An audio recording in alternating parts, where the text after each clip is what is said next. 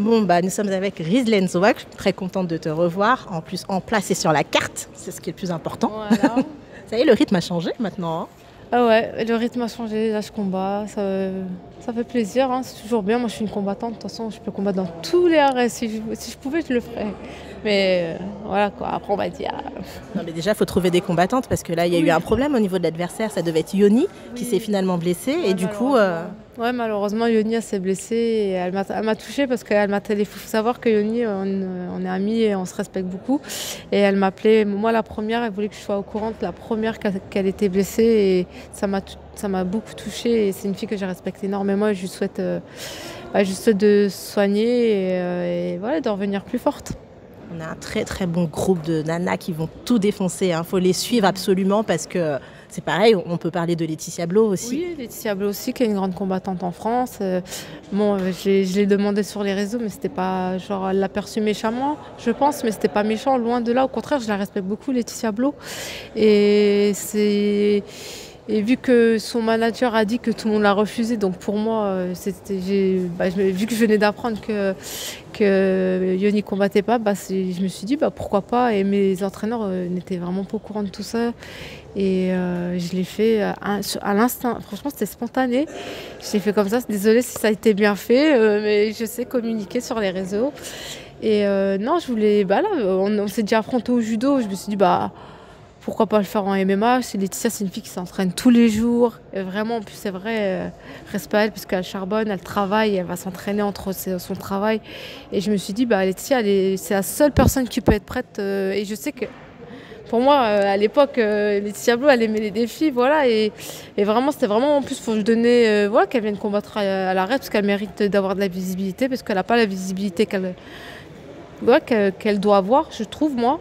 Et du coup, c'était aussi en tant qu'ami lui dire viens à l'arrêt, c'est comme ça, saisis l'opportunité de te montrer pour l'UFC. Parce que ça passe sur UFC Fight Pass. Le matchmaker de l'UFC regarde les arrêts, c'était un petit coup de pouce, mais bon, ça a été perçu, ils l'ont mal perçu, mais c'est pas grave. J'espère qu'elle comprendra. En tout cas, moi, j'ai aucune haine contre elle, bien au contraire, je la respecte. Et voilà. Moi qui échange avec les deux, je peux te dire qu'elles s'aiment beaucoup. Ce sont deux combattantes qui s'aiment beaucoup et qui se respectent beaucoup. Moi, au contraire, moi je souhaite que de la bonne réussite. Et je sais que tout le monde voulait voir ce combat. En plus, ça allait faire un bête de combat. Mais les amener au sol, ça aurait été comment là? Franchement, de mon côté, que ça soit défaite ou victoire, mais du moment qu'on se fait plaisir. Mais au judo, à l'entraînement, si vous savez comment on se massacrait, mais vraiment, on était des folles, vraiment des. On se rentrait dedans, mais après on se serrait dans nos bras. Et moi je pensais qu'elle allait le percevoir comme ça, mais bon après je pense que c'est son derrière qui a dû. Je pense que toute seule elle aurait dit oui.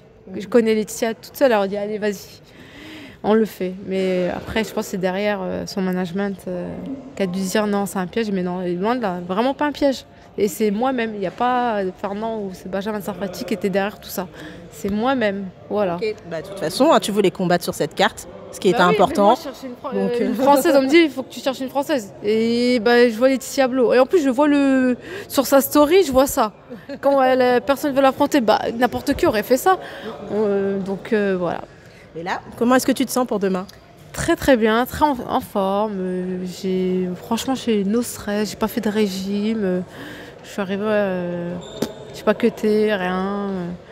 Je respecte beaucoup l'adversaire parce qu'elle a combattu le 4 juin et là, elle m'a juste demandé de faire en 66 kilos. C'est pour ça que, en fait, c'est marrant, le face-à-face, on se regardait, on rigolait.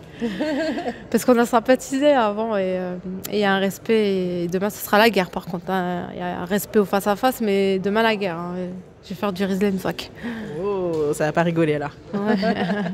Bon, je suis ravie en tout cas, je vais pas t'embêter plus longtemps. Merci beaucoup. Pour moi, je vois la continuité. Et je vais représenter la France et le Maroc et vous allez me voir rentrer avec les deux drapeaux. Voilà. Yes. Je suis née en France, je suis française. Et voilà, le Maroc c'est sentimental, c'est mon papa, c'est tout. Les gens ils comprennent pas. Du moment que je vois mon papa heureux de me voir avec le drapeau marocain, c'est le plus important. Et les gens pensent que voilà, même s'il y a eu des histoires de discrimination que j'ai sorties sur les réseaux, ils n'ont qu'à regarder ce que j'ai sorti. Mais ça, c'est pas grave. Mais demain, je mets les deux drapeaux. Ok. Voilà. Ok. On te soutient en tout cas. Merci beaucoup. Merci pour tout, Rizlen. Au revoir. Force.